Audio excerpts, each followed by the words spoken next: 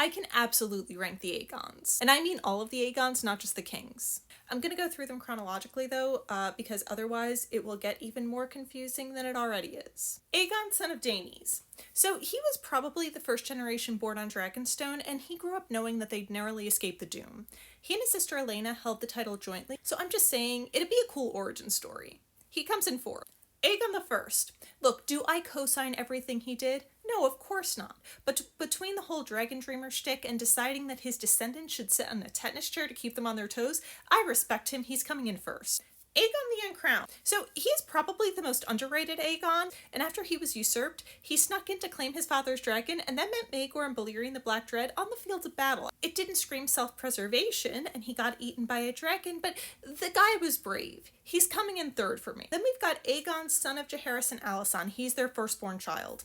He was a preemie born after someone tried to stab his mom aunt while she was taking a bath because she was married to her brother, which is a little sketch. He only lived like 2 days, but it's a cool origin story. So he's getting eighth. Aegon, son of Balon and Alyssa. Look, is it fair to blame the baby because Alyssa never recovered from his birth? No, and if he'd lived, I wouldn't do it.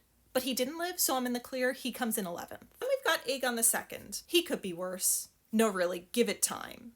He's coming in 9th. Aegon III. Trauma and succumbing to tuberculosis get him 5th. It's called consumption in the text, but that is tuberculosis. And I just think it's kind of neat that a character in A Song of Ice and Fire died of TB. Aegon IV. All the way up there. That motherfucker is the worst Aegon. He's corrupt as fuck. He did his best to unalive his sister wife with pregnancies. He spread rumors that the son she managed to carry to term was their Kingsguard brothers. He had a shit ton of mistresses, one of whom may have been his bastard daughter. She was exiled from court after he gave her an STI. He's coming in 12th. If I could give him 20th, I would. Aegon II has nothing on him. Next, we've got Aegon Blackfyre.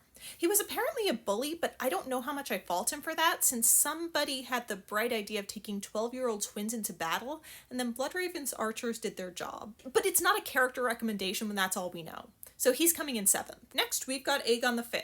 Nobles hated him because he hung around with commoners, poor people, hedge knights, and that gets him second all on its own. Next we come to Aegon, son of Aerys and Rhaella. He's one in a string of Aerys making Rhaella have babies even though it was going really poorly because Aerys II was terrible. This Aegon gets 10th. Aegon, son of Rhaegar and Elia. He's getting 6th on the off chance he really is young Griff. There are so many Aegons, y'all.